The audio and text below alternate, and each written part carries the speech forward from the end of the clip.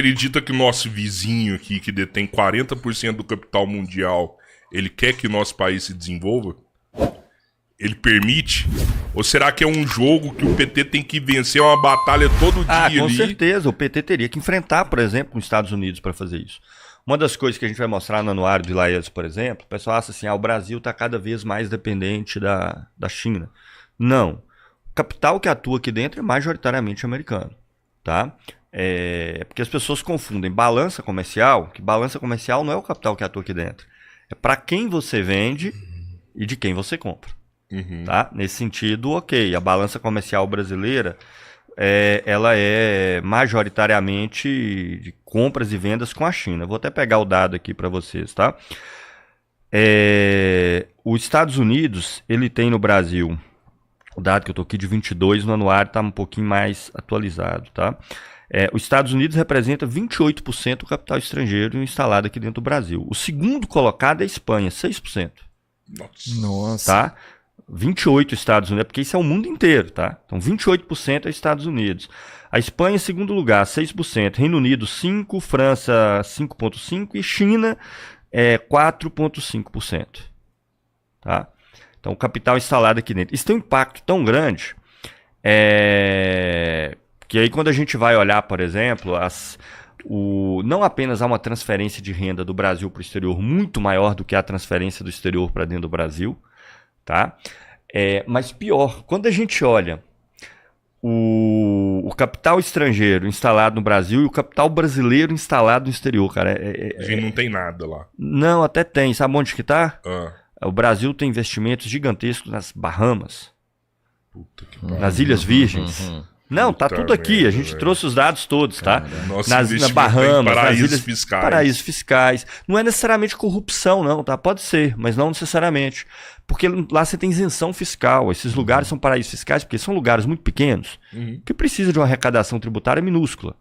Então, para eles deixar essas coisas todas isentas, o tamanho do capital que você vai puxar, que vai para esses lugares que não cobram imposto nenhum, já compensa para lugares como essas ilhas ali do Mar do Caribe, tá entendendo?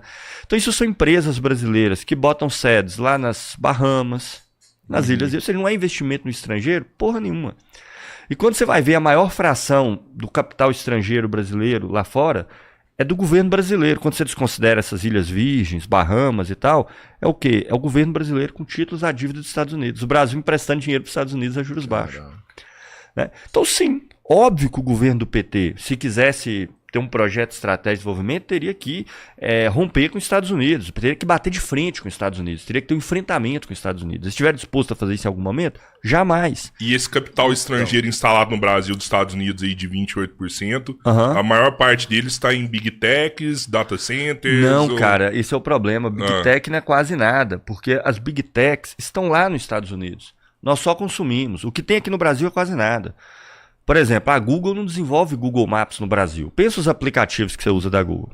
Nenhuma desenvolvida no Brasil. Desenvolvido lá. É desenvolvido lá, roda em data centers lá, é tudo lá. Aqui na Google você tem aqui basicamente uma sede administrativa. Verdade. Porque como a gente consome esse produto, então juridicamente... Então, por exemplo, a gente está aqui no YouTube, né? Eu vi ali a denúncia do Felipe Durante lá, do professor Roque, né? Que processou ele lá.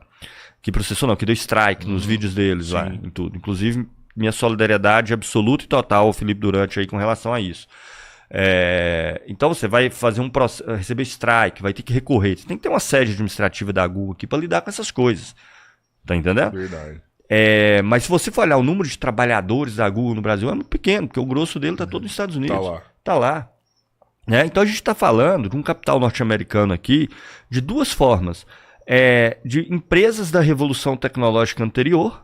Então nós estamos falando de empresas de automóveis, igual você tem a General Motors. Você está falando de empresas de eletrodomésticos, como você tem algumas americanas. Você está falando, às vezes, de uma pontinha, de uma Apple que vai só terminar o processo de montagem de uma coisa ou outra, ou ter uma sede de distribuição aqui no Brasil. Você está falando de capital americano que compra empresas brasileiras do atacado e de outros setores. Como a Microsoft, que está na Zona Franca de Manaus. Que está na Zona Franca de Manaus, exato. Coisas assim. São coisas assim. Só que como os Estados Unidos têm um vínculo direto, presença do capital americano, um vínculo histórico muito grande, muito tempo, essa coisa vai se enraizando por vários pequenos setores, às vezes inclusive comprando empresas que já existem. E esse capital, claro, está em interesse dos Estados Unidos, não está em interesse do Brasil. O Brasil não consegue negociar com esse capital para que favoreça o nosso país. O capital é deles, eles fazem o que bem entender, né? Eles fazem o que bem entender. Você tem caminho de gigante para ter investimento, né? Se eles quiserem retirar ele daqui e levar para outro lugar, retira e leva, como a Ford fez. A Ford falou, quer saber? Eu estou em quarto, quinto lugar ali no mercado brasileiro automobilístico. Quem domina é primeiro a Fiat, depois Volks e GM, eu estou bem atrás. Ali eu realizo um lucro menor, é veículo de menor porte. A Ford falou, quer saber? Eu pego a minha unidade lá da Argentina e comercializo os carros meus pela unidade de produção da Argentina no Brasil, vou fechar. Então, mas isso aí não é uma escolha só da empresa em si, isso aí é valor. Claro. Se tiver uma isenção, se tiver um benefício, eles vão ficar aqui. Eles não estão aqui porque vão fazer um acordo comercial com o Brasil. Eles não precisam disso. Não. Eles estão aqui porque de alguma forma tem um benefício. Eles foram para a China porque a mão de obra lá era barata, produzir pra caramba. Aqui a mão de obra é barata, mas tem um entrave jurídico que todo mundo fala que é um problema que a gente tem, um entrave jurídico aqui, de leis trabalhistas, acaba causando um desgaste entre a produção e o produtor ali. Então eles estão aqui, não é porque eu vou sair do Brasil porque... Não, é porque aqui tá, de alguma forma, não tá compensando para eles. É claro, se eles saíram é porque não tá compensando. Isso é evidente. O capital faz os movimentos pensando no seu lucro imediato. E o que eu tô dizendo é isso. Se o Brasil quiser um projeto estratégico de desenvolvimento, você vai ter que ter decisões, vai ter que tomar medidas que não seguem a lógica do lucro imediato. Então, por exemplo, as empresas do setor automobilístico chinesas que se desenvolveram, elas passaram décadas realizando prejuízo. Décadas, até ter condição de competir, óbvio. Isso pensando em termos capitalistas mesmo, tá? Então estou mostrando, se o PT quiser romper com essa lógica, se a gente quiser se desenvolver em cadeias chaves, isso não vai ser feito primeiro pelo capital privado, que óbvio não vai estar disposto a ficar. Primeiro que eles nem têm capital para isso. Capital, exato. Né? Eu já vi pessoal, os capitalistas brasileiros são muito grandes, etc. Perto do que é o capital a nível mundial, são muito grandes para nós, relés mortais trabalhadores, claro, né?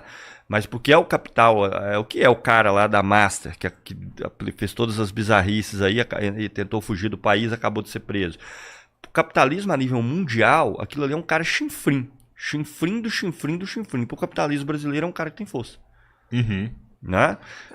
Quando a gente fala do Estado, por exemplo, eu acho engraçado quando eles falam assim, nossa, o Brasil investiu 50 milhões. Aí a galera fala, caralho, 50, isso é nada. 2 bilhões, cara. 2 bi, não é nada, não é nada. Projeto brasileiro de inteligência artificial, 23 bilhões em 4, 5 anos. Isso não é nada para a inteligência artificial e não é nada nem para as finanças públicas brasileiras, porque é 23 bilhões em 5 anos. A arrecadação líquida do Estado brasileiro deve estar em torno de 1 trilhão, aí, mais ou menos. Aí façam seus cálculos. Vou te falar que eu acho que são 3 trilhões. Né? Não, mas é a arrecadação total. Eu falo a líquida, porque uma boa parte dessa arrecadação aí é com dívida. Com rolagem da dívida. Entendi. Isso aí é verdade. Isso, é o processo de rolagem da dívida. Mas a arrecadação líquida é aquela que vai ser de fato empregada, utilizada dentro do orçamento. Mas o Brasil tem condição de... Passa 3 trilhão ali. Passa 3 trilhão, né? Que aproveita é 1 trilhão, mais ou menos. Mas você entendeu o tanto de dinheiro que passa, mano. Não, passa. Sim. É muito. Quando o cara fala recurso, 2 bi perde 3 trilhões que rodou ali dentro. Claro. Mas o Brasil tem condição de trabalhar em déficit, assim, de falar, vou gerar um déficit aqui internamente de 50, 500 bilhões aqui. Do dia pra noite, ele pode falar quanto que ele vai trabalhar com déficit? Por isso que mexer nisso aí, Rodrigo, significava, por exemplo, você vai ter que estatizar as principais estruturas produtivas brasileiras. Senão você não faz nada. Para conseguir, primeiro, ter recursos que advêm dali, definir as prioridades, porque é isso, o mercado é isso que o Robertinho acabou de falar. O mercado é para onde aponta o nariz. Para que eu vou pensar, por exemplo, em termos alimentares, no preço aqui do produto brasileiro, no preço que o consumidor brasileiro vai pagar, se eu vendo o café, a carne, vinculado ao dólar, muito mais caro. Eu estou me lixando se o brasileiro vai pagar R$50 um saco de café de má qualidade. Eu quero vender o meu lá por $50 claro. E pronto. Claro, então para você ter intervenção nisso aí, você tem que mexer no mínimo nas estruturas produtivas centrais do Brasil, você tem que dispor delas, tem que ter elas. Ao contrário do que o governo PT e Fernando Henrique Cardoso fez. Eu acho que tem uma dificuldade maior, Machado. Ah. É lógico, isso que você fala é uma baita de uma dificuldade, né? Você vai ter que romper os elos dos donos da cadeia de produção, em tese, né? Exatamente. Mas e a galera daqui tá pronta para peitar todo esse processo? Porque aí você vai precisar de uma mão de obra que também vai ter que se ralar, vai ter que ralar por um tempo. Porque quando você entra nesse processo, não dá para você falar, nossa, a mão de obra industrial, o pai pagar melhor, vai pagar bem. No primeiro momento não é isso. É um trabalho até você realmente estabilizar essas colunas, até você levantar essa casa, até você fazer a fundação, é só o trabalho pesado, pagando pouco mesmo. Não penso não. Você vê os excedentes que a gente vê, quando a gente mostra ali na Petrobras, é porque, veja, o que rege a lógica do mercado, guiado aí pelo... o que importa é o quanto que o outro paga. Eu vou dar um exemplo que já aconteceu em reuniões de negociação envolvendo o Vale do Rio Doce, estudos que nós de Laes fazemos.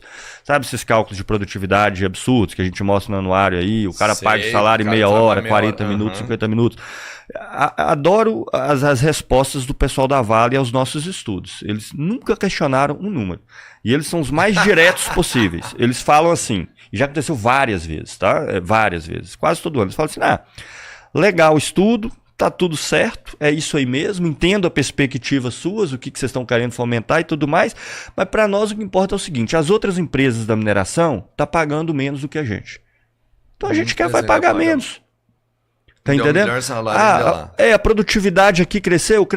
O preço do minério subiu, quando é o caso, subiu. A gente está tendo um ganho aí que dá aquela coisa toda que o cara paga o salário. Só que na empresa aqui do lado do setor da mineração tá pagando menos do que a gente.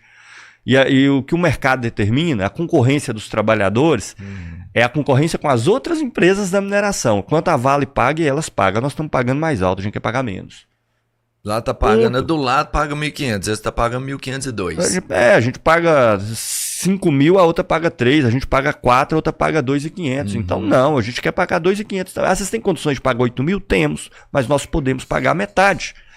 Você entendendo? Então acho que não, você poderia muito bem reduzir jornada de trabalho. Por exemplo, o problema da tecnologia hoje, coloca só, como é que você vai fazer isso? Vai negociar isso com grande capital, até com médio capital. O problema da tecnologia coloca a redução da jornada de trabalho como imperativo. Como imperativo. Gente, os impactos, tive uma discussão com Sacana a respeito sobre isso, os impactos vão ser chocantes. Vocês imaginam a produtividade, a elevação da produtividade com a inteligência artificial, que agora atinge o trabalho de média e alta qualificação. Sim. As evoluções tecnológicas anteriores batiam mais diretamente no quê? No trabalho mais diretamente manual, como as pessoas chamam. Mesmo, Agora, a produtividade, a inteligência artificial não faz nada, tá? Quem faz são as pessoas. Só que a diferença é que um engenheiro na construção civil, usando a inteligência artificial, um software especializado e treinado para construção civil, um projeto que levava 3 meses para fazer, ele faz agora em 3 dias. Ele vai supervisionar o que a inteligência artificial fez. Eu estou dando números fictícios aqui, tá, gente? Mas é só para ilustrar o tamanho do impacto. Se em 3 meses ele passa a fazer agora em 3 dias, significa que, na média, o mercado vai precisar aí de 30 vezes menos engenheiros. Porque uma quantidade 30 vezes menor dá conta do trabalho que antes. E você vai para coisas como design, programação de computador. Né? Aí eu vejo essa galera fazendo essas coisas de autoajuda aí, né? Tem um carinha que fala, eu até gosto, que já foi no Flow algumas vezes, esqueci o nome dele, é um cara de origem japonesa. Ele fala assim, ninguém vai substituir a minha mão, o meu trabalho, né? A inteligência artificial não é capaz de fazer o que eu faço. É verdade, não é capaz de fazer o que você faz, que é um cara de alta qualificação, um cientista da computação, que cria coisas novas, formado na universidade top. Só que 90% dos programadores é fast food, é programação de técnicas já padronizadas. Tá entendendo? Isso aí, a inteligência artificial vai substituir? Não. Só que um trabalhador qualificado vai usar a inteligência artificial e vai fazer o que antes precisava de 10 programadores. De 10, 15 programadores. Varrer esse setor. Para não falar na parte de design e tudo mais. Cara, como que você... E um país como o Brasil é duplamente penalizado. Porque aí o Sacani falou comigo, com toda razão. Ah, não, mas vai cria novos ramos de produção, novos empregos que antes não existiam. Surge uma coisa nova. Então vai ter as pessoas que vão treinar a inteligência artificial, tem as pessoas que vão produzir a inteligência artificial. Ah, legal. As pessoas que vão produzir inteligência artificial, nenhuma delas é no Brasil, porque o Brasil não produz inteligência artificial. O projeto brasileiro de inteligência artificial é o Brasil adaptar as ferramentas que já existem para elas serem aplicadas aqui. Ou seja, nós vamos sofrer os efeitos e a geração de emprego, nada. Treinamento de inteligência artificial, esse tipo de emprego pode se generalizar no Brasil sim. Que é terrível. Eles usam mão de obra na Índia, na África, aos montes. E é a mais barata. A mais barata, trabalho intenso. O cara tem que... E o pior, a pessoa exposta... Isso é pior do que aquele cal lá que a galera fica... Muito pior. Bom dia, alô, bom dia, alô, bom dia. Porque esses treinamentos é coisas assim, para evitar, por exemplo,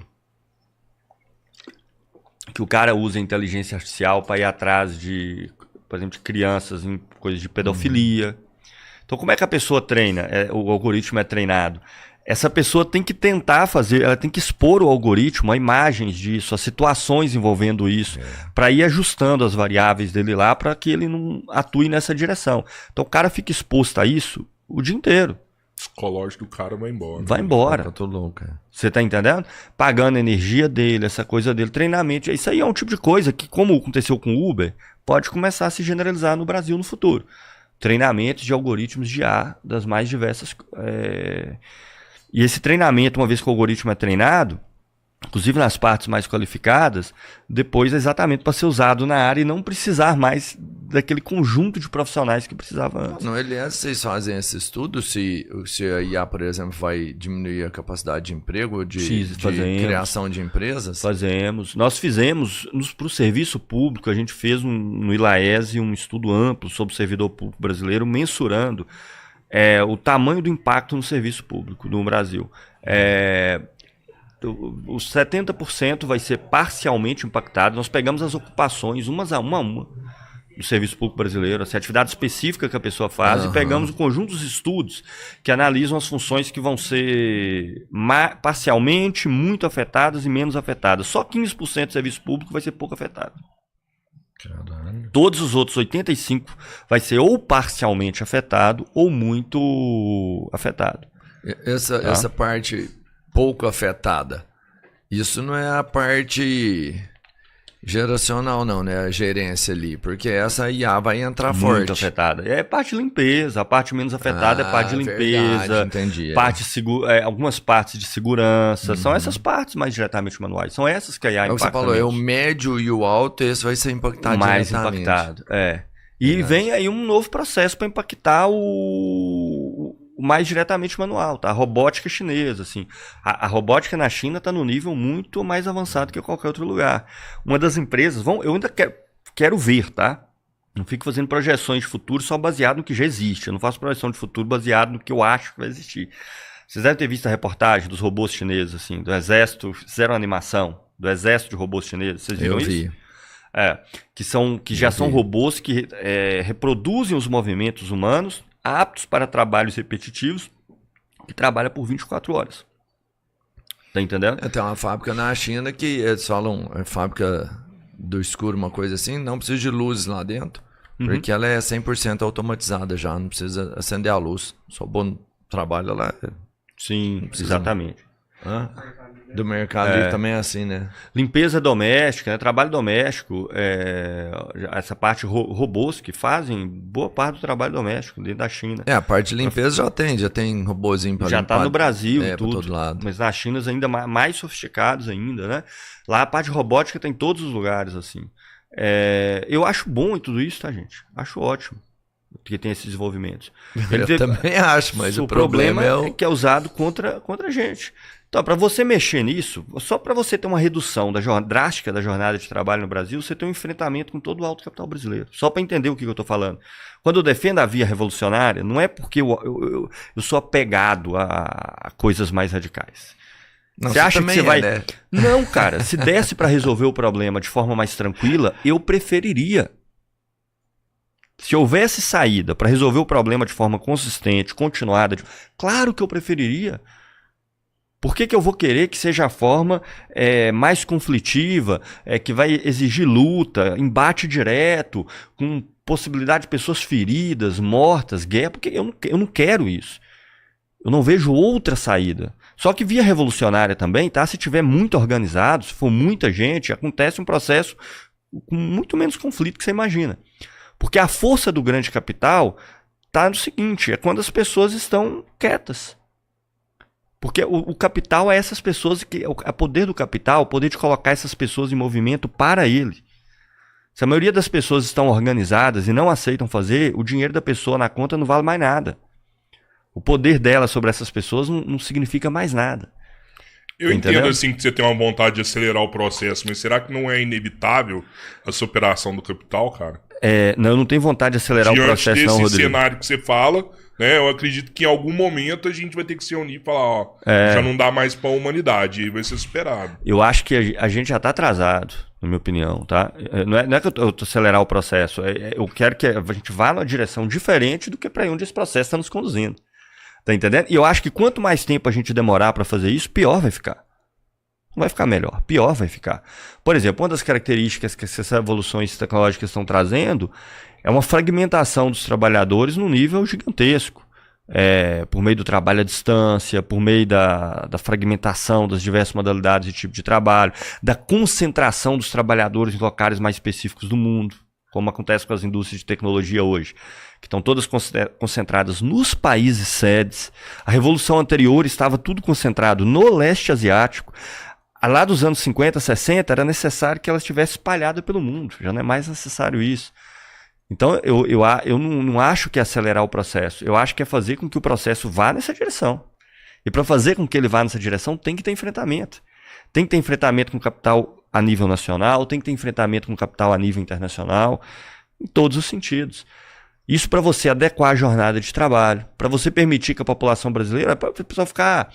O nível de educação no Brasil, gente, a Argentina desmonta completamente o argumento de que o problema é o nível educacional. A Argentina tem uma educação básica que só vai perder para os países de ponta aí no mundo, que é muito superior à brasileira. Na Argentina, o professor que dá o que aqui seria primeiro a quinto ano, ganha mais que o professor da UBA, da Universidade de Buenos Aires, que é a Universidade Pública de Buenos Aires. O professor da escola básica lá ganha mais do que o professor universitário. E o ensino básico argentino, de um modo geral, é muito bom. Se você for nos lugares mais empobrecidos da Argentina, são pessoas que têm um bom domínio de leitura, que lêem, inclusive, têm hábitos nesse sentido. E a Argentina é o Brasil acelerado. A Argentina não está melhor que o Brasil, não. Está pior, porque não adianta ter pessoas qualificadas se não tem onde essas pessoas qualificadas atuarem. Quando eu bato nessa questão da produção, do que nós estamos fazendo, dos setores estratégicos, não é à toa. Por que o governo Bolsonaro se sentiu tão confortável em atacar as pesquisas na universidade pública? Parte de uma base concreta. Essas pesquisas não são usadas, na sua grande maioria, para nada, porque não tem produção de tecnologia no Brasil. Então, o que o grande capital brasileiro quer? Então, vamos cortar gasto público em pesquisa, porque nós não usamos mesmo. Arranca todos os projetos de pesquisa, da CAPES, etc. Aí você faz aqueles discursos de... eles ficam lá fazendo tese de marxismo e tudo. Se você pegar a CAPES, o grosso da CAPES é todo ciências exatas e biológicas. Ciências humanas é muito menor. E marxismo dentro de ciências humanas é insignificante. Sim, é um ataque à universidade pública brasileira. No seu conjunto. Né? Então, para quê? Que vai ficar lá? Eu me lembro quando eu fiz universidade, né? Ficava lá a pessoal da física na FMG, um departamento muito competente, um dos melhores do Brasil na época, desenvolvia física de materiais, assim, materiais novos, que permitia condutividade. Se você pegar um fio aí na rua, 90 e tantos % da energia que a gente produz, ela é dissipada na distribuição. Não é usado. Então os caras desenvolviam lá materiais que permitiam um aproveitamento 100 vezes superior a isso, mas que o material ainda era muito caro para ser produzido, não era viável de ser usado. Você fala, para que a gente vai ficar fazendo isso? A gente não está na vanguarda de nenhum desses processos, nós estamos gastando esse dinheiro que não é utilizado em nada. Então o que você faz? Você investe o processo do Brasil? Não. Corta o gasto público com pesquisa. Libera um espaço no orçamento, esse espaço do orçamento pode tentar ajudar a resolver o déficit fiscal brasileiro. Por que o Lula não vai fazer nada? Porque não quer romper com ninguém. Ele quer resolver o problema do déficit fiscal brasileiro. Então tem como ele fazer uma revolução na produção de conhecimento do Brasil? Não tem.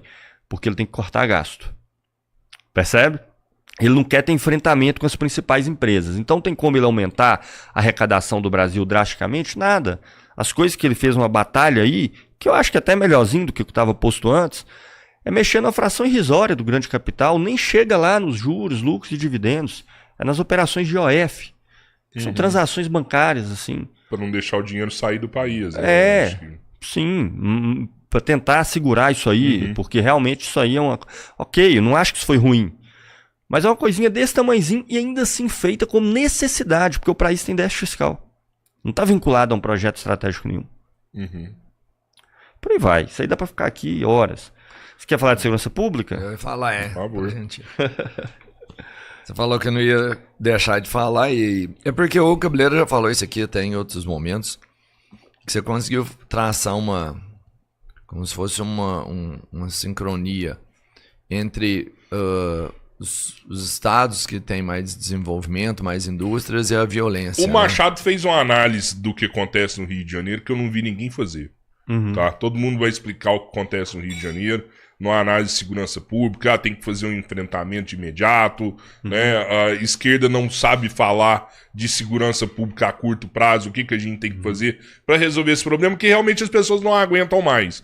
Né? O Brasil, ninguém aguenta mais ter seu celular roubado, né? Lá nas comunidades, a população não aguenta mais ser vítima do traficante, e aí cada um tem uma solução para essas coisas, mas o Machado eu vi ele fazendo uma análise que eu não vi ninguém na internet fazer e eu gostaria de falar sobre isso sim hoje. Eu até aproveito a oportunidade para responder alguns comentários que foram feitos nesses vídeos. Eu acho uma coisa, mas é normal, isso faz parte do processo de debate, né? As pessoas tiraram conclusões que eu não tirei daquele material, mas eu vou começar daquele ponto de partida para quem não viu o vídeo, né? Eu chamo a atenção o seguinte, o Rio de Janeiro é o estado e a capital em maior decadência no Brasil no último século. Por várias razões. Primeiro, o Rio de Janeiro já era uma cidade gigantesca por ser a capital do Brasil, porque era a capital do Brasil. No início do século XX, o Rio de Janeiro tinha mais de 1 milhão de habitantes, São Paulo tinha 100 mil. Tá? O Rio tinha bem mais de 1 milhão, São Paulo tinha 100 mil habitantes, para vocês terem ideia. E é uma cidade que perdeu... o status de capital do Brasil, que passou para Brasília.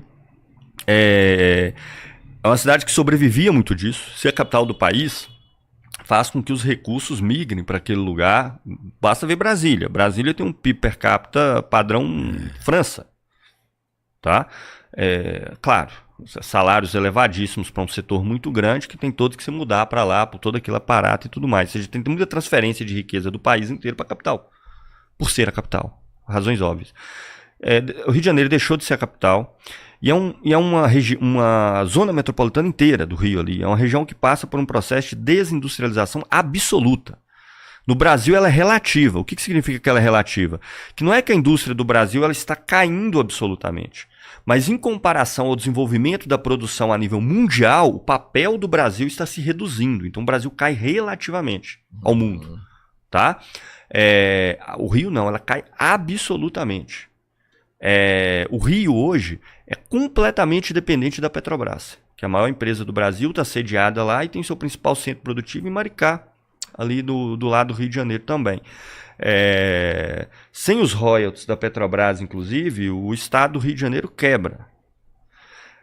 Ora, ter essa desindustrialização absoluta significa uma cadeia de valor pequena, significa desemprego em massa, significa informalidade em massa, significa um caos social. E é evidente que um país, uma cidade que tem essa decadência tão acelerada num aglomerado urbano de 20 milhões de pessoas, que é a zona metropolitana do Rio de Janeiro, vai estar muito mais aberta, exposta ao crime em diversos sentidos. Isso para mim é óbvio. Mas então, Gustavo, a criminalidade se reduz a isso? Óbvio que não. Então teve pessoas que analisaram os dados lá, e eu mostrei, dentre outras coisas, que Fortaleza é uma das cidades do Nordeste que mais se desenvolveu no último período. Não quer dizer que Fortaleza a situação seja boa não, tá?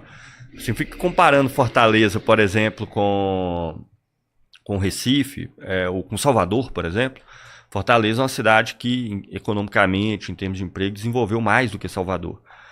Ah, mas por que o mundo está acabando em Fortaleza?